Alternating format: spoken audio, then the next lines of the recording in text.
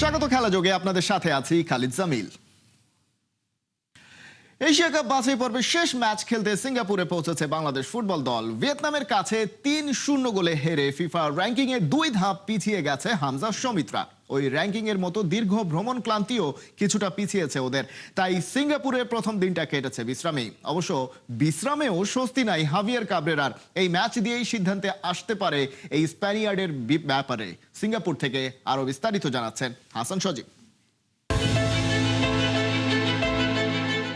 দেশে বিদেশে গত এক বছরে এভাবেই মানুষের ভালোবাসা কুড়িয়ে যাচ্ছেন হামজা চৌধুরী, আর সেই ভালোবাসাই যেন বারবার টেনে আনে তাকে। ক্লান্তি ভুলে দূর ইংল্যান্ড থেকে এসে খেলেছেন ভিয়েতনামে। তবে প্রত্যাশা অনুযায়ী পারফরমেন্স না হওয়া, সঙ্গে ভিয়েতনাম থেকে সিঙ্গাপুর দীর্ঘ ভ্রমণ, সব মিলিয়ে ক্লান্তির ছাপ স্পষ্ট হামজার মতো বাকি ফুটবলারদের শরীরী ভাষায়। এশিয়ান কাপ বাছাই পর্ব শেষ করতে বাংলাদেশের শেষ প্রতিপক্ষ সিঙ্গাপুর। ইতিমধ্যে সি গ্রুপ থেকে তারা নিশ্চিত করেছে মূল পর্বে খেলা। অন্যদিকে ফিফা র্যাঙ্কিং এর ১০৩ নম্বর দল ভিয়েতনামের কাছে ৩-০ গোলে হেরে ২ ধাপ পিছিয়ে বাংলাদেশ এখন ১৮২তে। এমন পরিস্থিতিতে ১৪৮ নম্বর র্যাঙ্কিং এ সিঙ্গাপুরকে হারানো চ্যালেঞ্জটা কঠিনই। তবে হামজার আত্মবিশ্বাসী হাসি আর মাথা নেড়ে দেওয়া ইঙ্গিত দিচ্ছে আশার। দেশের মাটিতে সিঙ্গাপুরকে প্রায় রুখে দিয়েছিল বাংলাদেশ। এবার লক্ষ্য সর্বশক্তি দিয়ে জয় তুলে নিয়ে টেবিলে ২-এ থাকা। আগের রাতে ম্যাচ আর ভ্রমণের ধকল কাটাতে প্রথম দিনটা সিঙ্গাপুরে বিশ্রামে কাটিয়েছে হামজা জামালরা। কালকে রাতেও ঠিক মতন সবার ঘুমের ক্লান্তিটা ছিল, সেই ক্লান্তির জন্য সবাই আসলে এখন চলে গেছে রুমে। ওভারঅল আজকে আর আমাদের কোনো এরকম কোনো প্রোগ্রাম নাই, আমরা আগামীকালকের জন্য সবাই এখন তৈরি হচ্ছি। তবে বিশ্রামের স্বস্তি নেই কোচ হাভিয়ার কাবরেরার। সিঙ্গাপুর ম্যাচের পরই যে তার ভাগ্য নির্ধারিত হয়ে যেতে পারে। হাসান সজীব, ৭১, সিঙ্গাপুর। সেমিফাইনাল নিশ্চিত হয়ে গেছে, তাই কাগজে কলমে ম্যাচ নিয়ম রক্ষার। কিন্তু লড়াইটা যেহেতু ভারতের বিপক্ষে, তাই সাফের এবারের ম্যাচটা বাংলাদেশ অনূর্ধ্ব-২০ দলের আত্মমর্যাদারও। রোনান সুলিভানের জোড়া গোলে আসরে নিজেদের প্রথম ম্যাচে পাকিস্তানকে হারিয়েছিল বাংলাদেশ। স্পটলাইটটা ভারতের বিপক্ষেও তাই থাকছে এই সেন্টার ফরওয়ার্ডের উপরেই। মালি স্টেডিয়ামে খেলা শুরু বিকেল 4:45। রিপোর্টে বিস্তারিত। কারো সাথে কারো তুলনা নয়, তবু স্বপ্নের রং কখনো কখনো এক হয়। ক্রিস্টিয়ানো রোনালদোর বডি মুভমেন্টের সাথে অভিষেক ম্যাচে রোনান সুলেভানের বিফোর দ্য কিক বডি শেপে এই মিল স্রেফ কাকতালীয়। কিন্তু কথায় আছে, প্রতিটা অসাধারণ শুরু তো হয় এমন সাধারণ কোনো গল্প দিয়েই। বাংলাদেশের জার্সিতে যুক্তরাষ্ট্র প্রবাসী রোনান সুলিভান যে ভবিষ্যতের দিগ্বিজয়ী কোনো আলেকজান্ডার হয়ে উঠবেন না, তা কি নিশ্চিত করে বলা যায়? বড় দুই ভাই যুক্তরাষ্ট্রের প্রফেশনাল ফুটবলে নিজেদের ক্যারিয়ার গড়ে নিয়েছেন। অন্য দুজন, রোনান আর ডেকলান সুলিভান, সিদ্ধান্ত নিলেন খেলবেন বাংলাদেশের হয়ে। তাদের নানা ছিলেন জার্মান, সেই সুবাদে ইউরোপিয়ান ফুটবলেও যেতে পারতেন। ভাইদের মতো যুক্তরাষ্ট্রে খেলার অপশন তো ছিলই, কিন্তু নানির সূত্রে শেকড়ের টানে সাড়া দিয়েছেন। এবার ওদের ঘিরে স্বপ্ন বুনছে বাংলাদেশের ফুটবল সমর্থকরা। পাকিস্তানের বিপক্ষে অনূর্ধ্ব-২০ সাফে অভিষেক হয়েছে রোনানের। জয় এসেছে তার সুবাদে আসা জোড়া গোল থেকে। অমন চোখ ধাঁধানো দুই ফিনিশ বাংলাদেশের ফুটবলে কে দেখেছে কবে? তার উপর বড় সুখবর, ভারতের বিপক্ষে নামার আগেই পাকিস্তান আরেক দফা হেরে যাওয়ায় বি গ্রুপ থেকে বাংলাদেশ আর ভারত উঠে গেছে সেমিফাইনালে। মালদ্বীপের মালেতে বাংলাদেশ ভারত হাই ভোল্টেজ ম্যাচটা তাই এখন শুধুই গ্রুপ চ্যাম্পিয়ন ডিসাইডার এনকাউন্টার। আগের ম্যাচে দারুণ জয় পেয়েও একটুও সন্তুষ্ট হতে রাজি নন player of the match Ronan Benjamin Sullivan. বলে রেখেছেন পরের ম্যাচেই ভারতকে হারাতে হবে, তারপর সেমিফাইনাল আর ফাইনাল পেরিয়ে শিরোপা জিতে থামতে চান তবেই। রোনানের বড় ভাই ডেকলান থিওডোর সুলিভান স্কোয়াডে থাকলেও অবশ্য পাকিস্তানের বিপক্ষে অভিষেক হয়নি। তবে ভারতের বিপক্ষে পাওয়া যেতে পারে তার সার্ভিস। ইউনাইটেড স্টেটসের ডেলকো একাডেমিতে রাইট ব্যাক পজিশনে খেললেও বাংলাদেশে তাকে তার ভাইয়ের মতোই খেলানো হতে পারে ফরওয়ার্ড লাইনে। সেই সাথে ইব্রাহিম নওয়াজ, মোর্শেদ আলী মিঠুরা তো আছেনই। বয়সভিত্তিক পর্যায়ের এই সাফের আগের ভার্সন অনূর্ধ্ব 19 টুর্নামেন্ট ছিল গেল বছর। ফাইনালে টাইব্রেকারে এই ভারতের বিপক্ষে হেরেই ট্রফি জেতা হয়নি মিঠু চৌধুরীদের। সেই একই প্রতিপক্ষের সাথে তাই এই ম্যাচটা প্রতিশোধের মঞ্চ। ড্র করলেও গ্রুপ চ্যাম্পিয়ন হওয়া হবে না, কারণ গোল ব্যবধানে এগিয়ে আছে টিম ইন্ডিয়া। পয়েন্ট টেবিলের এখন তেমনই হাল। এবার দেখা যাক মেয়েদের ফুটবলের মতো ছেলেরাও সাউথ এশিয়ায় নিজেদের এককাধিপত্য প্রতিষ্ঠা করতে পারে কিনা। খালিদ জামিল, একাত্তর। স্পেন কাতার কাউকে না পেয়ে এবার বিশ্ব চ্যাম্পিয়ন আর্জেন্টিনার বন্ধু আফ্রিকার দেশ মৌরিতানিয়া বিশ্বকাপের আগে নিজেদের প্রস্তুতিতে ঝালিয়ে নিতে এবার নামে ধামে যোজন যোজন পিছিয়ে থাকা দলের বিপক্ষে মাঠে নামবে আলবিসেলেস্তেরা। লা বোম্বোনায় ম্যাচ শুরু বাংলাদেশ সময় ভোর 5:15টায়। তাজিন খন্দকারের রিপোর্ট। বিশ্বকাপের বাঁশি বাজার আগে বিশ্ব চ্যাম্পিয়নদের ঘরে আজ মহা মুসিবতের মেঘ। কাঙ্ক্ষিত ফিনালিজেমা মিস হওয়ার আক্ষেপে আকাশী নীল শিবিরে যখন প্রস্তুতির জঞ্জাল, ঠিক তখনই সামনে এলো এক অচেনা প্রতিপক্ষ মৌরিতানিয়া। ফুটবল বোদ্ধাদের চোখে এটি দুধের স্বাদ ঘোলে মেটানো ছাড়া আর কিছুই তো না। নামধামহীন এক দলের বিপক্ষে লড়ে আলবিসেলেস্তেরা কি প্রমাণ করতে চায় তা হয়তো ওরাই ভালো জানে। তবে মনে রাখবেন, নাই মামার চেয়ে যে কানা মামা ভালো। প্রস্তুতির এই খরায় মরুভূমির তপ্ত বালুর মতো মৌরিতানিয়াই এখন স্কালোনির তুরিনের শেষ ভরসা। এটা স্রেফ একটা ম্যাচ না, এটা লা বোম্বোনেরার আঙিনায় ডেভিস ভার্সেস গলিয়াতের অসম লড়াই। বুয়েনোস এইরেসের বাতাস এখন বারুদ মাখা। লা বোম্বোনেরার গ্যালারিতে নীল সাদা সমুদ্রের গর্জন বলছে রাজারা নিজ প্রাসাদে ফিরেছে। উত্তর পশ্চিম আফ্রিকার মৌরিতানিয়া এখানে এসেছে ইতিহাসের পাতায় নাম লেখাতে, আর আর্জেন্টিনা তো তাদের সিংহাসনের সিলমোহরটাই দিতে চায়। পরিসংখ্যানের রিয়েলিটি চেক বলছে এই মাঠে আর্জেন্টিনা এক অপরাজেয় দানব। গত 3 ম্যাচে একটা গোলও হজম করেনি দলটা।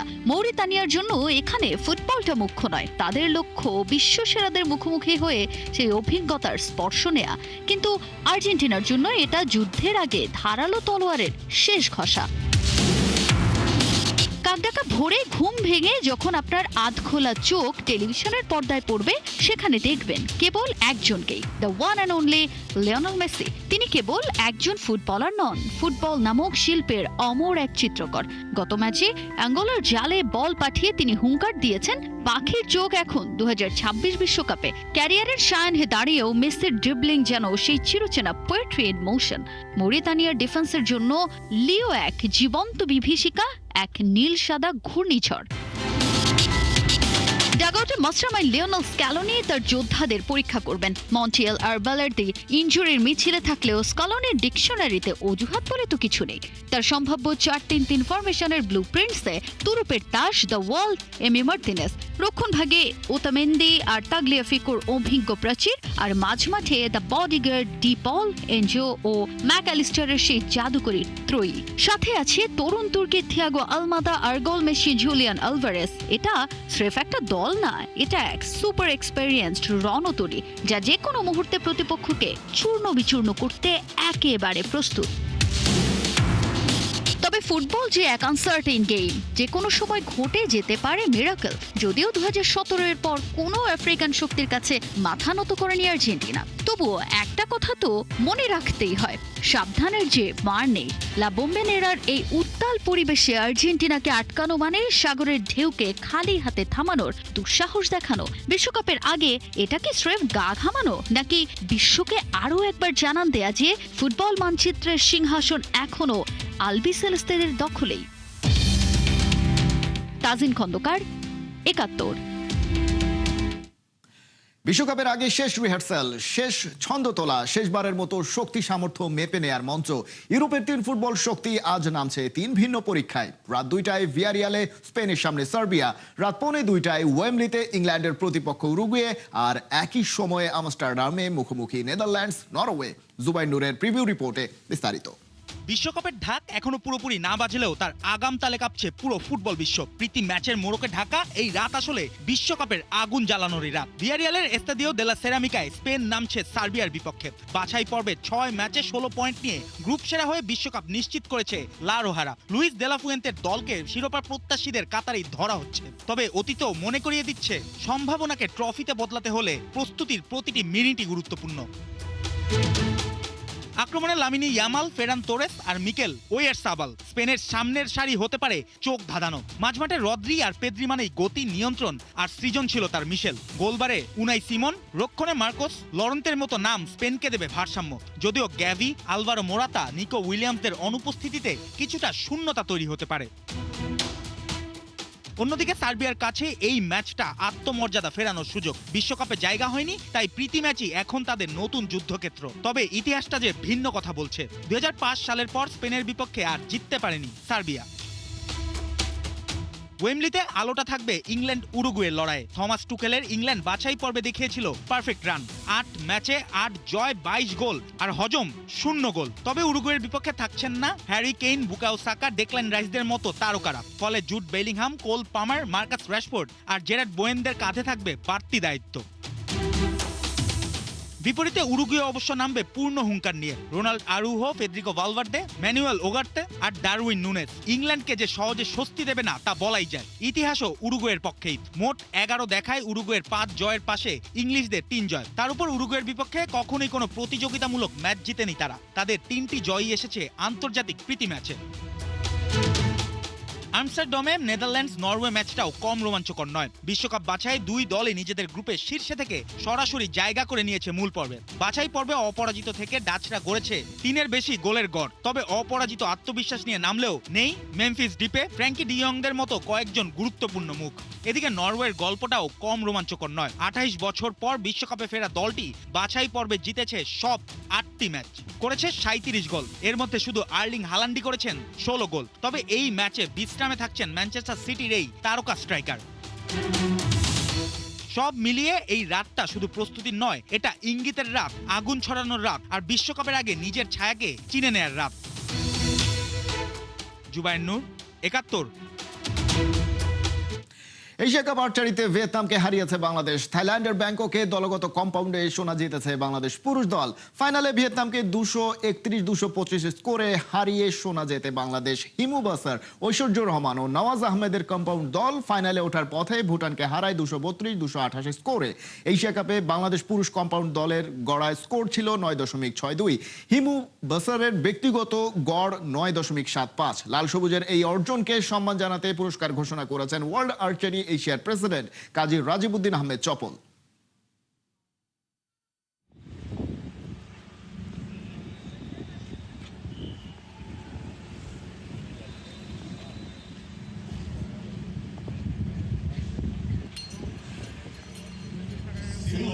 আজকের অভূতপূর্ব বিজয়ের জন্য বাংলাদেশ টিমকে অভিনন্দন জানাচ্ছি ওয়ার্ল্ড আর্চারি এশিয়ার পক্ষ থেকে। আমি ব্যক্তিগতভাবে এই বাংলাদেশ দলকে $1000 উপহার আগে আমি ঘোষণা করেছিলাম। বাংলাদেশ ফেডারেশনও দিবে, আরও অনেকে হয়তো দিবে, কিন্তু এই পৃষ্ঠপোষকতা করার জন্য সবাইকে আমরা ধন্যবাদ। এই জয়কে আরও গৌরবান্বিত করার জন্য, তাদের উৎসাহ দেওয়ার লক্ষ্যে আরও আমাদের অনেক কিছু করতে হবে।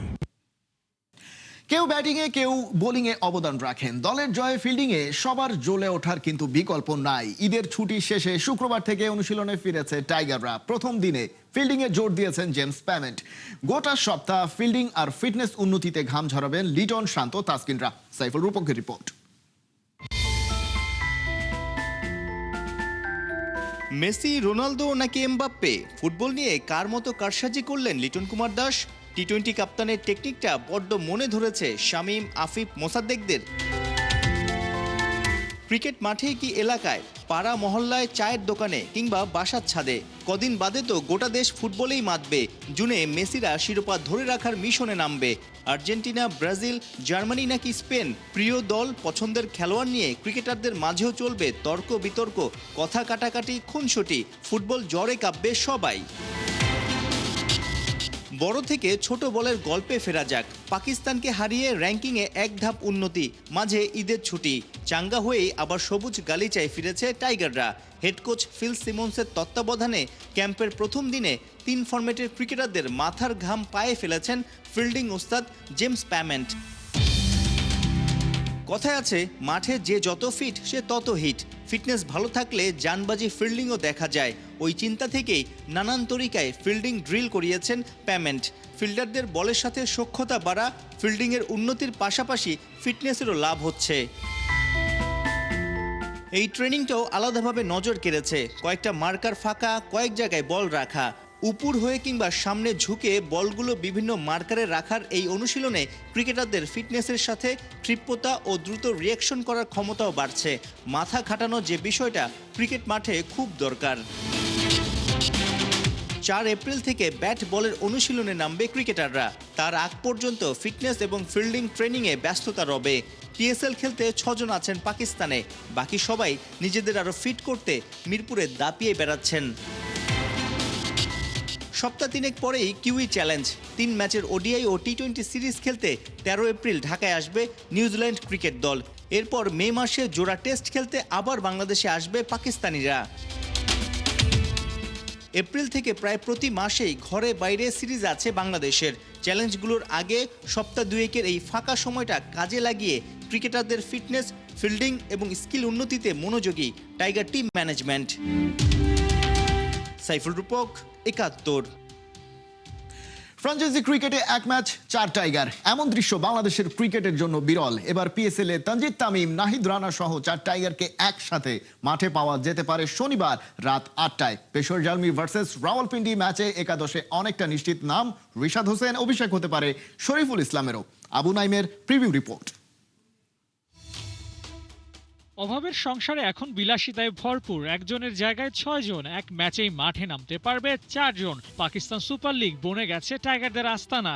কেউ তো একাদশে প্রায় নিশ্চিত নাম। পেশোয়ার জালমি বনাম রাওয়ালপিন্ডি ম্যাচ থেকে যেন চোখ সরানোই দায়।